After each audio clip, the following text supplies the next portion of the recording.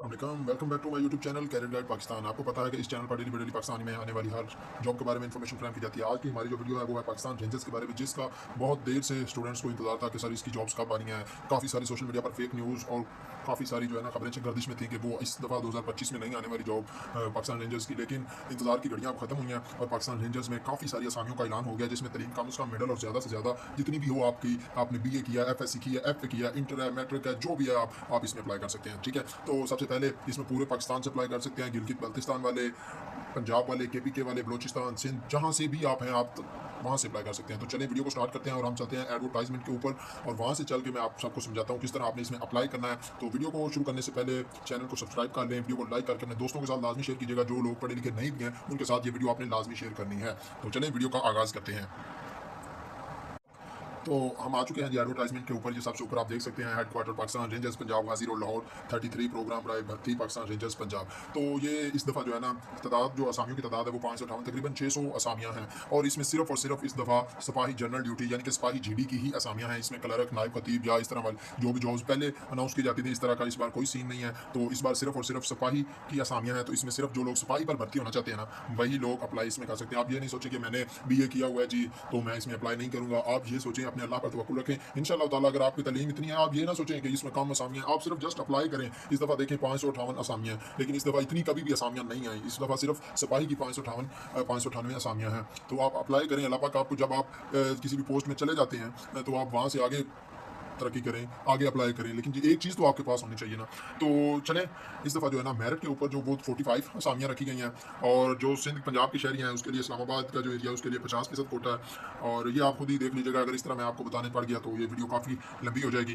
तो अभी मैं आपको बताता हूँ कि अप्लाई करने का तरीका का ये क्या है। तो ये ऑनलाइन रजिस्ट्रेशन होगी इनकी वेबसाइट से, https Pakistan rangers dot Punjab dot gov.pk से 18 अगस्त से लेकर 27 अगस्त तक आप इसमें रजिस्ट्रेशन करवा सकते हैं। रजिस्ट्रेशन के बाद अगर आपने खुद अप्लाई किया है तो उसके बाद आपके सामने एक फौरी स्लिप आएगी। आप अपना CNIC दर्ज करके अपनी स्लिप को डाउनलोड कर लें और जब आपने टेस्ट देने के लिए जाना है वो आपके पास स्लिप होना मौजूद है। मैं आपको इसमें ये भी बताऊंगा कि आपने कौन कौन से स्लिप वाले टेस्ट वाले दिन आपने कौन कौन सी स्लिप्स और कौन कौन से जो अपने डॉक्यूमेंट्स लेके जाने हैं। तो उसके बाद है जी पंजाब में जहाँ पर भर्ती का मुकाम जो सेंटर्स रखे गए हैं ना, वो सबसे पहले तो लाहौर है, उसके बाद मंडी बहावुद्दीन, रहीम यार खान, बहावलपुर, नारोवाल, चक्री, इस्लामाबाद है। तो इसमें से आप देख लीजिएगा जो लाहौर के हैं ना, बेसिकली मैं खुद लाहौर से हूँ बेसिकली, तो जो लाहौर के हैं उनका जो टेस्ट होगा वो 2 सितंबर से लेकर 19 सितंबर के दरमियान, जब आप ये आपने खुद डिटेल वहाँ पे पुट नहीं करेंगे।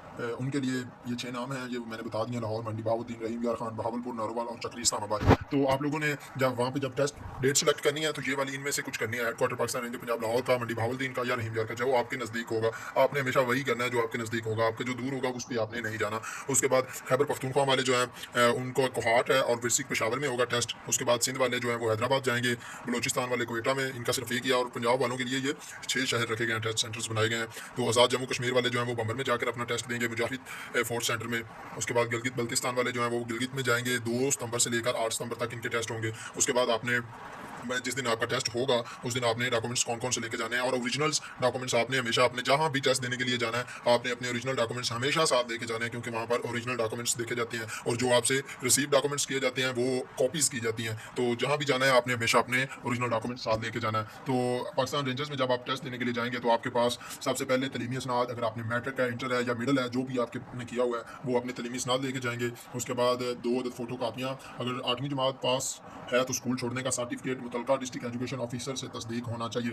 यानी कि अगर आपने मिडिल की बेस पर अप्लाई किया है तो स्कूल छोड़ने का, अगर आपने 8वीं में जो स्कूल से तलीम हासिल करते रहे हैं, मिडिल आपने पास किया तो उस स्कूल से स्कूल छोड़ने का सर्टिफिकेट हासिल करें, वहाँ पे वो आपको स्टम्प्स लगा के देंगे एजुकेशन ऑफिसर की। ठीक है, ये आपने लाजमी लेके जाना है जो लोग मिडिल की बेस पर अप्लाई करेंगे। उसके बाद है जी नादरा का जारी करदा असल शनाख्ती कार्ड शुरू 2 अदद फोटो कापियाँ, ये आप अटेस्टेड करवा लें ना करवाएं, इसका कोई इशू नहीं है। बाद में बहुत से मैसेजेस आते हैं कि सर अटेस्टेड करवानी है, नहीं करवानी, करवाएं ना करवाएं, कोई इशू नहीं है। उसके बाद है जी असल डोमिसाइल होना चाहिए आपके पास, उसकी भी 2 अदद फोटो कापियाँ और 4 अदद तस्दीक शुदा पासपोर्ट साइज रंगीन तस्वीर। ये आपने लाजमी अपनी जो तस्वीरें हैं ना ये आपने तस्दीक लाजमी करवानी है। ठीक है, वहाँ पे आपको कोई सेंटर से नज़दीक नहीं मिलेगा जहाँ पे आप टेस्ट देने के लिए जाएंगे, तो आप कहाँ से तस्दीक करवाएंगे।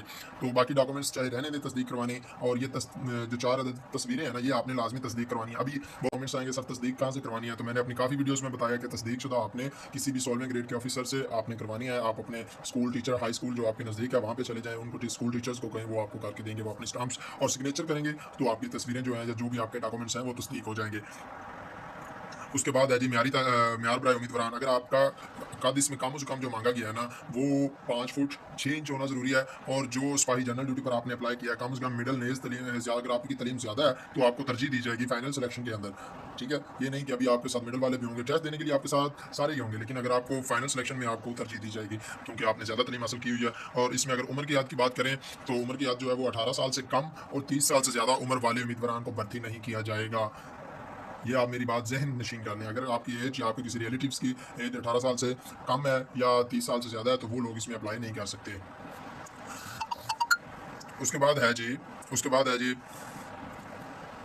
उसके बाद है जी उम्र में गवर्नमेंट की तरफ से 5 साल की रायत शामिल है। इसमें ऑलरेडी जो उम्र सिलेक्शन में रायत दी जाती है वो इसमें ऑलरेडी से रायत दी गई है। फाइनल सिलेक्शन में कम उम्र यानी 18 साल से 22 साल तक के उम्मीदवारों को तरजीह दी जाएगी। जो अभी अभी फ्रेश जिन्होंने इंटर किया है या मैट्रिक पास हैं तो वो लोग उनको तरजीह ज़्यादा दी जाएगी क्योंकि उनकी एज कम होगी।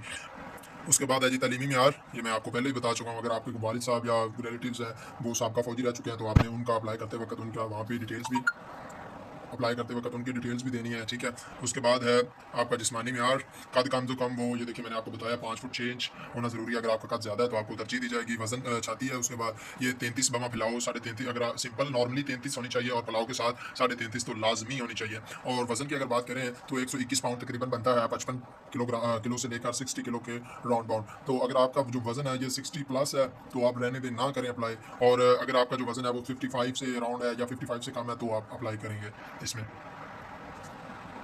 उसके बाद जो सिलेक्शन का तरीका कार है, फिजिकल होगा सबसे पहले आपका, जिसमें कादशाती आपका किया जाएगा। उसके बाद आपकी रनिंग टेस्ट लिया जाएगा। रनिंग टेस्ट पास करने के बाद आपसे तहरीरी टेस्ट लिया जाएगा। अगर आप टेस्ट की तैयारी करना चाहते हैं तो वो भी इंशाल्लाह ताला मैं 1-2 दिन के अंदर ही अपने चैनल पर टेस्ट की तैयारी भी शुरू करवा दूंगा। और नीचे डिस्क्रिप्शन के अंदर मेरा व्हाट्सअप चैनल का लिंक लगा हुआ है, आप उसको भी फॉलो कर लें। हम वहाँ पर भी तैयारी करवाते हैं इंशाल्लाह। अल्हम्दुलिल्लाह पहले नेवी की करवाई है, फिर AFNS की करवाई है और अभी पाकिस्तान रेंजर्स भी करवाएंगे और पाकिस्तान आर्मी की नेक्स्ट मंथ जो जॉब है उनकी भी करवाएंगे। तो उसके बाद आपका तहरीरी टेस्ट होगा। तहरीरी टेस्ट के बाद आपका नफ्सियाती इंटरव्यू लिया जाएगा। अगर जो लोग तहरीरी टेस्ट में पास हुए, ये बात का काम है। जस्ट आपका जो जिस दिन आप जाएंगे अप्लाई करने टेस्ट देने के लिए पहले दिन सबसे पहले आपका फिजिकल होगा, उसके बाद आपसे तहरीरी टेस्ट लेके आपको वापस घर भेज दिया जाएगा। ठीक है, क्योंकि उसके बाद जो अगर आप तहरीरी टेस्ट में से पास हो गए तो आपका इंटरव्यू नफ्सियाती इम्तिहान यानी कि उसके बाद आपको जो फिजिकल होगा उसमें सिर्फ रनिंग नहीं होगी, बाकी मेडिकल टेस्ट सारे होंगे आपके और इंटरव्यू होगा और हतमी सिलेक्शन लाहौर में होगी। आप ये पढ़ सकते हैं क्योंकि अगर मैं आपको पढ़ के सुनाता रहूँ तो ये काफ़ी लंबी हो जाएगी। तो ये नीचे जो ये सारा लिखा हुआ है, ये मेडिकल के बारे में लिखा हुआ है, आपके कौन कौन से टेस्ट होंगे। तो जो लोग, मैं एक बात आपको बता दूं, जो लोग शॉर्ट लिस्ट हो जाते हैं, इंटरव्यू पास कर जाते हैं, वो लोग अपने ये वाले तमाम टेस्ट एक दफ़ा प्राइवेटली लाजमी करवा लें। ये तकरीबन 1-2 मंथ का इंटरव्यू लेने के बाद गैप होता है। ठीक है, इंटरव्यू के दरमियान ये गैप आपने अब इतने ये जो जितने भी यहाँ पे टेस्ट, हेपेटाइटिस C है, पेशाब टेस्ट है, उसके बाद खून का ग्रुप है, शुगर टेस्ट है, ये आपने अपने टेस्ट खुद ही करवा लेने हैं सारे। अगर आपका कुछ मसला हो तो उसकी आपने मेडिसिन खानी है कि ताकि आपको जब आपका वो तो जब महकमे वाले लेंगे, रेंजर्स वाले, वो आपका फ्री ऑफ कॉस्ट होगा, उसमें आपको कुछ फ़ी पे नहीं करना होगी। उसके बाद आपको कॉल लेटर होगा और आपको जो है ना आपकी वेरिफिकेशन की जाएगी आपके गांव से, आपकी सिटी से, जहाँ से भी कि इनके ऊपर या आपके सिटी थाने से इसके इनके ऊपर कोई FIR या इस तरह के कुछ मामला तो नहीं है। उसके बाद जी अलाउंस भी है इसमें, तनख्वाह और अलाउंस, बुनियादी तनख्वाह प्राइस सिपाही जनरल ड्यूटी अलाउंसेज मुरवजा कानूनी के मुताबिक ये कम से कम जो है ना, अगर आपकी स्टार्टिंग पे की बात करूँ मैं तो इसमें 32 प्लस है। जो लास्ट टाइम 2024 में जो लड़के ट्रेनिंग के ऊपर गए हैं उनको 32 प्लस मिली थी, तो इस दफ़ा 35 तो लाजमी होगी। तो इनका मुफ्त रहाइश है और शादीशुदा अफराद के लिए हाउस रेंट अलाउंस बुनियादी स्केल, और जो लोग शादीशुदा हैं वो भी इसमें अप्लाई तो कर सकते हैं, लेकिन अब वो अपनी अगर घर वालों को, अपने माँ बाप को अपने साथ लेके जाना चाहें तो वो भी ले जा सकते हैं। मुफ्त रहाइश भी दी जाएगी और आपकी जोजा को ये मंथली तकरीबन 5 से 6 हज़ार के दरमियान ये अलाउंस भी दिया जाता है। उसके बाद ये कुछ नीचे हदायत दी गई हैं, ये आप खुद पढ़ लीजिएगा और अगर आप इनके नंबर्स पर रब्ता करना चाहें तो यहाँ से भी आप डिटेल्स ले सकते हैं।